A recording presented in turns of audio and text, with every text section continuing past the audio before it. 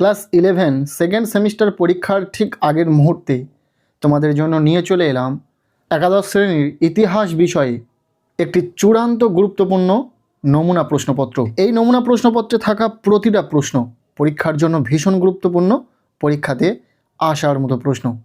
কাজেই একাদশ শ্রেণীর ইতিহাস পরীক্ষাতে যদি ভালো রেজাল্ট করতে চাও তাহলে ইতিহাস বিষয়ের এই মডেল প্রশ্নপত্রে থাকা প্রতিটা প্রশ্ন খুব ভালো করে দেখে রাখো।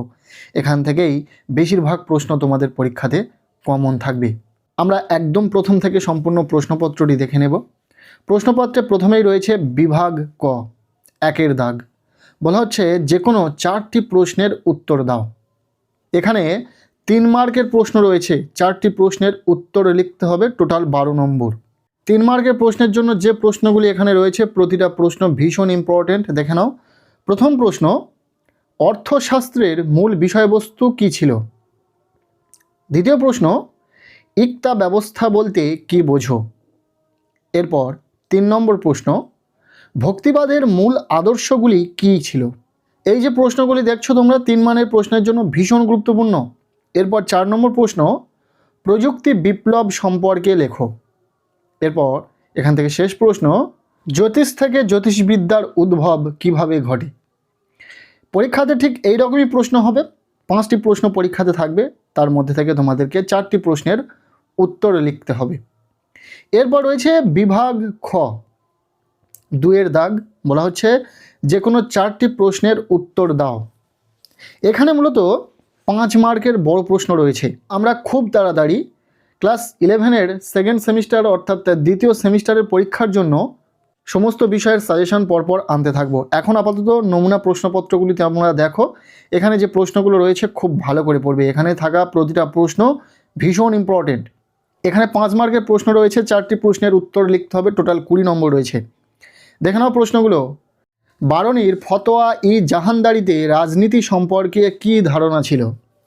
দ্বিতীয় প্রশ্ন, নয়া রাজতন্ত্রের টমাস ক্রোমওয়েলের ভূমিকা কী ছিল? এরপর 3 নম্বর প্রশ্ন, মনসবদারি ব্যবস্থা কী? এর বৈশিষ্ট্যগুলি আলোচনা করো।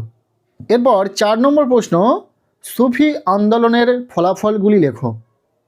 নেক্সট 5 নম্বর প্রশ্ন, ক্রুসেড কী? এর ফলাফলগুলি লেখো। এরপর 6 নম্বর প্রশ্ন, মুদ্রণ বিপ্লব কী? এর সাথে ইউরোপে মুদ্রণ বিপ্লবে আরবদের অবদান কী ছিল? 5 মার্কের 4টি প্রশ্নের উত্তর লিখতে হবে, পরীক্ষাতে তোমরা 6টি প্রশ্ন পাবে। এরপর আমরা চলে যাব পরবর্তী যে দাগ নাম্বার, বিভাগ গ, 3-এর দাগ। বলা হচ্ছে একটি প্রশ্নের উত্তর দাও। এখানে যথারীতি 4টি প্রশ্ন থাকবে, যার মধ্যে থেকে একটি প্রশ্নের উত্তর লিখতে হবে। প্রশ্নের মান 8। সো এখানে যে প্রশ্নগুলো রয়েছে খুবই গুরুত্ব দিয়ে প্রশ্নগুলোকে তোমাদেরকে পড়তে বলবো। প্রথম যে প্রশ্নটি রয়েছে, আদর্শ রাষ্ট্র ও সাম্য নীতি সম্পর্কে সিসেরোর মতামত আলোচনা করো। ভীষণ গুরুত্বপূর্ণ প্রশ্ন। এরপর দ্বিতীয় প্রশ্ন, প্রশাসনিক কাজ পরিচালনার জন্য সাট্রপ ও ম্যান্ডারিনদের ভূমিকা কী ছিল? এরপর 3 নম্বর প্রশ্ন, ধর্ম সংস্কার আন্দোলনে মার্টিন লুথারের অবদান লেখো। এরপর 4 নম্বর প্রশ্ন, ভৌগোলিক আবিষ্কারের পটভূমি লেখো, এর গুরুত্ব আলোচনা করো। এরকমই 4টি প্রশ্ন থাকবে, যার মধ্যে থেকে তোমাদেরকে একটি প্রশ্নের উত্তর লিখতে হবে।